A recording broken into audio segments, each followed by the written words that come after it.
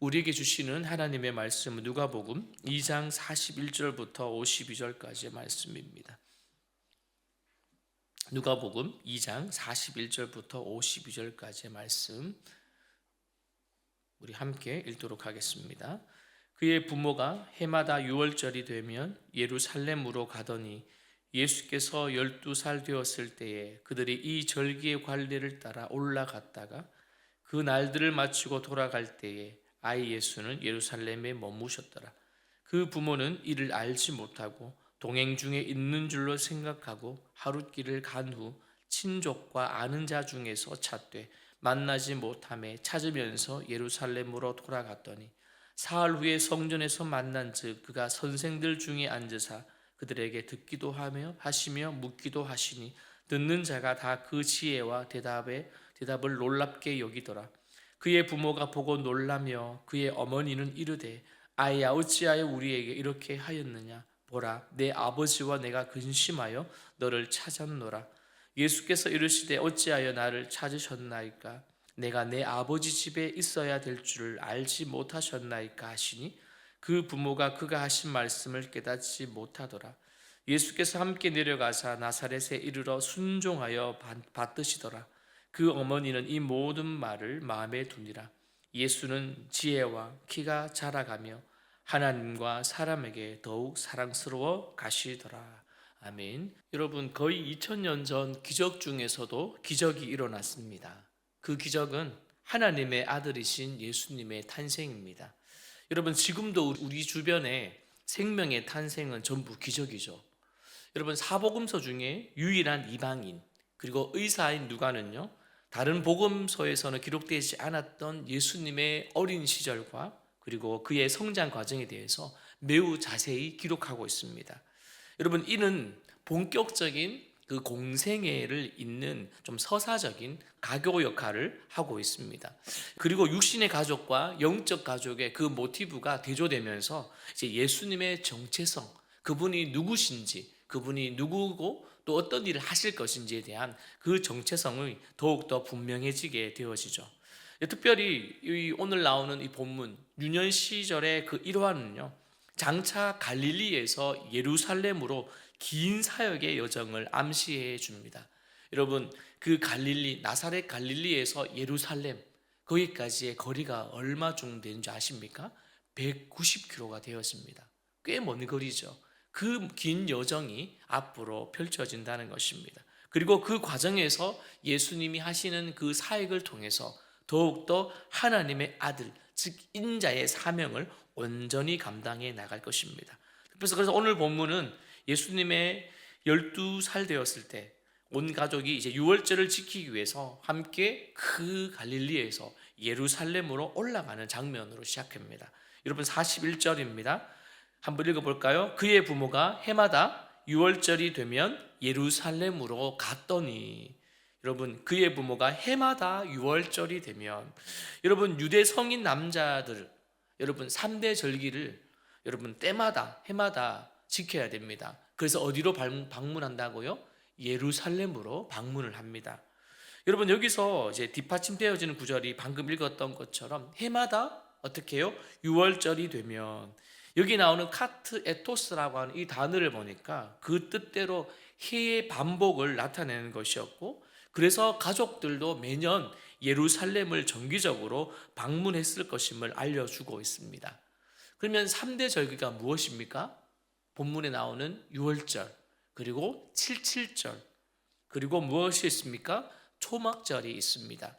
용어들은 좀 다르게 이야기할 수도 있지만 유월절을 때로는 무교절이라고 얘기도 하고요, 뭐 칠칠절도 있고, 이 부분도 또 다른 말로, 또 초막절도 다른 말로 우리가 장막절이라는 말도 합니다. 어쨌든 이 3대 절기는 그 모든 유대인 남자라면 어떻게 해요? 해마다 지켜야 되는 그런 절기였습니다.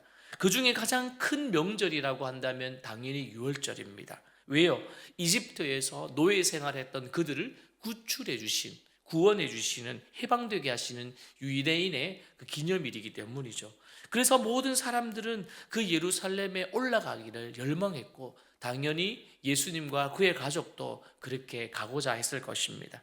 그리고 42절에 보니까 이제 예수께서 12살 되었을 때라고 하는 단어가 기록이 되어 있습니다. 이 부분을 보니까 왜 12살 되었을 때라고 기록되었을까요? 다른 나이가 또 언급될 수도 있고 또 이 표현이 없어도 될 것 같은데 왜 의사인 누가는 기록하고 있었을까요? 의미가 있더라고요. 유대 남자아이가 성인이 되는 나이는요, 일반적으로 12살이 지나서 13살쯤 되어지면 성인이 되어진답니다.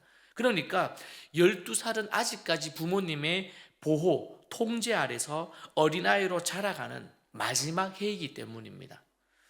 여러분, 우리가 지금 생각하는 12살, 지금 초등학교 5학년, 그리고 13살은 6학년입니다. 아직 어린아이죠. 우리가 보았을 때 그들을 보고 우리는 성인이라고 하지 않습니다.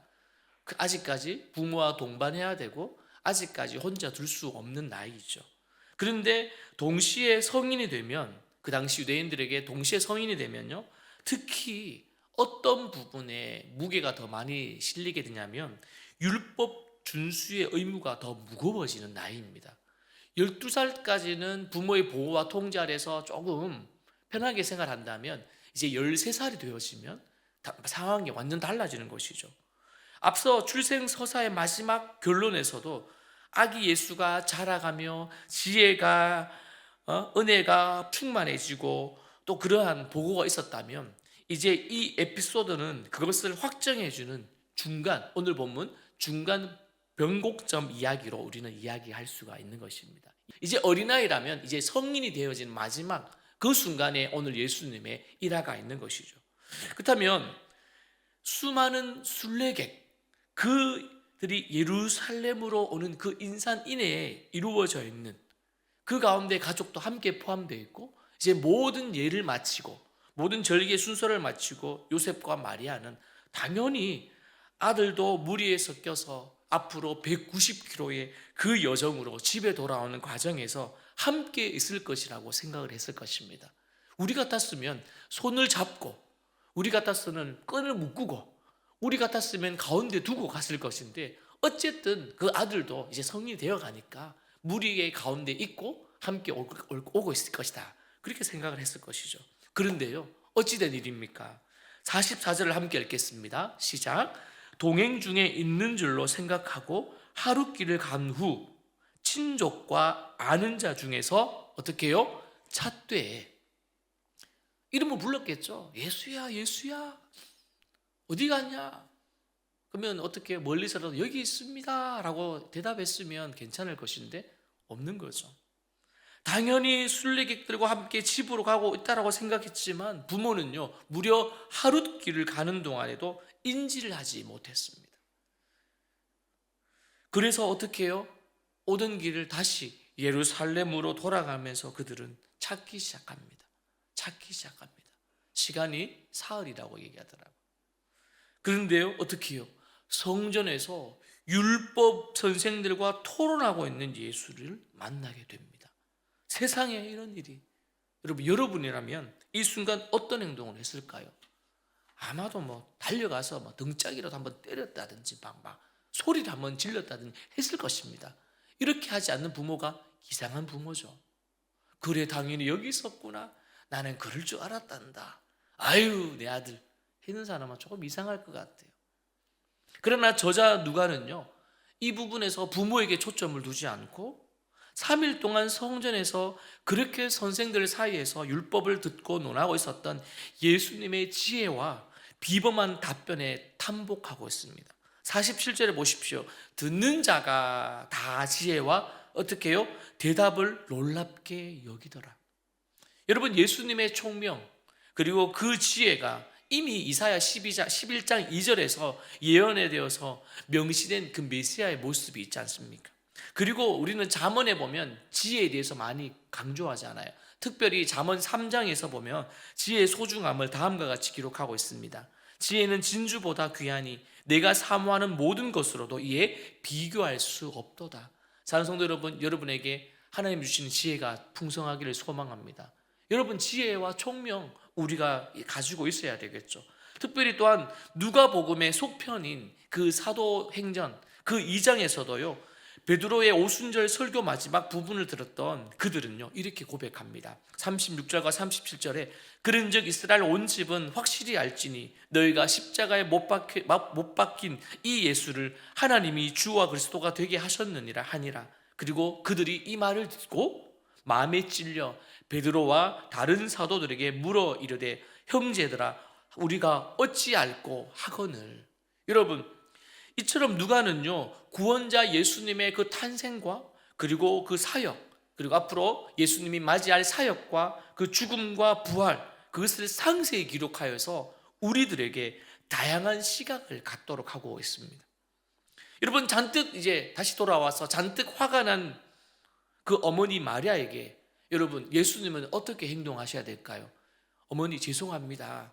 제가 어머니하고 동행해서 집으로 가야 하는데 제가 그냥 율법 교사들과 앉아서 성전에서 듣다 보니까 너무 재미도 있고 저도 답변하다 보니까 너무 신나서 가야 될 그 순간을 놓쳤습니다. 이렇게 대답을 해야 되지 않을까요? 근데 오히려 화를 내면서 어머니에게 어떻게 해요? 이렇게 얘기합니다. 예수께서 이르시되 어찌하여 나를 찾으셨나이까? 내가 내 아버지 집에 있어야 될 줄을 알지 못하셨나이까 하시니. 여러분, 이 말을 들을 때 여러분이 어떻게 느끼실까요? 여러분이라면 어떻게 해석하실까요? 이 말 속에는요 자신이 지금 누구의 아들이라고요? 하나님의 아들, 인자임을 직접적으로 드러내는 순간입니다. 이것이 맞다면 오늘 이 답변은 틀린 말은 아닌 것 같잖아요. 그래서 이 말씀에 보면 예수님은 아버지 집에, 우리가 쉽게 생각하는 성전에 머물러 있어야 하고, 그리고 아버지의 일 무엇입니까? 사명을 내가 해야 합니다 라고 하는 답변입니다. 그러나 여러분, 이 답변 속에는 육신적인 부모에 대한 복량, 그리고 아들로서 해야 되는 그 일을 소홀히 하겠다, 무시하겠다라는 의미는 아닙니다. 여기서 우리들은 알게 됩니다. 하늘 아버지와 세상 부모의 관계에서 온전히 충실하심으로 말미암아 우리에게 본이 되어지는, 즉 그리고 우리에게 본을 보이시는 그 예수님을 보게 되고 동일하게 우리에게도 요구하고 계시죠. 여러분이 잘 알고 있는 에베소서 6장에 보면 내 아버지와 어머니를 공경하라. 이것은 약속 있는 첫 계명이니. 우리가 살아갈 때 우리가 믿음을 가지고 하나님을 믿고 살아가는 사람들이지만, 하나님의 자녀이지만 동시에 육신의 부모를 통하여서 태어남이 있기 때문에 우리는 그분들을 공경하고 사랑하는 것이죠.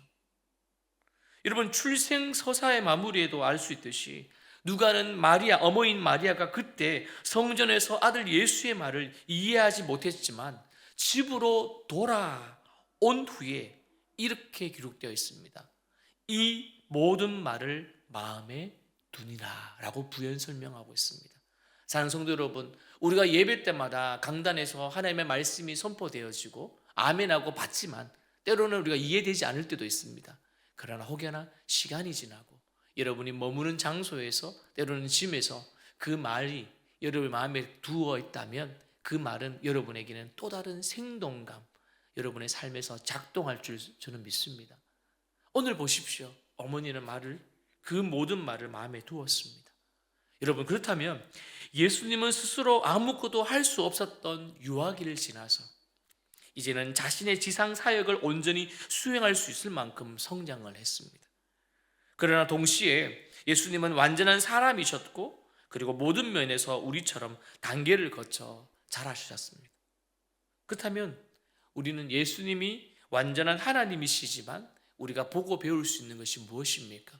우리의 삶에서도 어려움이 와도 또 세상의 유혹을 만나도 우리는 온전히 하나님을 섬기는 삶을 살아가도록 우리는 늘 준비하고 애를 써야 될 것입니다.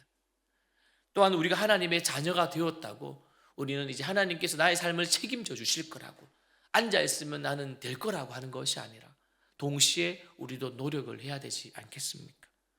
오늘도 주님 안에서 승리를 얻기 위해서는 우리는 기도도 해야 될 것이고, 우리는 승리를 얻기 위해서는 하나님의 말씀을 더 잘 붙들고 있어야 될 것이고, 우리는 그 승리가 나의 승리가 되기 위해서는 하나님 앞에 승리하신 주님을 기억하며 우리는 찬송하며 우리는 살아야 될 줄 믿습니다. 입만 벌리고 앉아있다고 일이 되어지는 것은 아닌 것 같습니다. 입을 벌리면서 하나님의 은혜를 구하면서 우리는 또 열심히 살아야 될 줄 믿습니다. 경제가 어려워져 가고 세상은 더 혼란해져 가고 이 한 해가 힘들다고 하는 그런 많은 뉴스들의 이야기를 듣지만 그럴수록 우리는 더 하나님을 의지해야 될 줄 믿습니다. 톨스토이는 이렇게 말했습니다. 그림자가 없이는 빛이 없다고. 어둠이 있어야 밝은 빛이 있는 것처럼 여러분 더 우리가 소금과 빛의 역할을 하기 위해서라도 오늘 우리는 더 하나님을 사랑하길 바랍니다. 저와 여러분이 오늘 주시는 이 하루가 선물임을 알고 오늘도 하나님의 아들 예수, 이 땅에 오신 그분, 우리를 구원하신 그분, 우리를 죽기까지 사랑하셨던 그 예수님처럼 우리도 누군가를 사랑하며 그들에게 복음을 전하는 이 하루가 되시기를 주님의 이름으로 축원드립니다.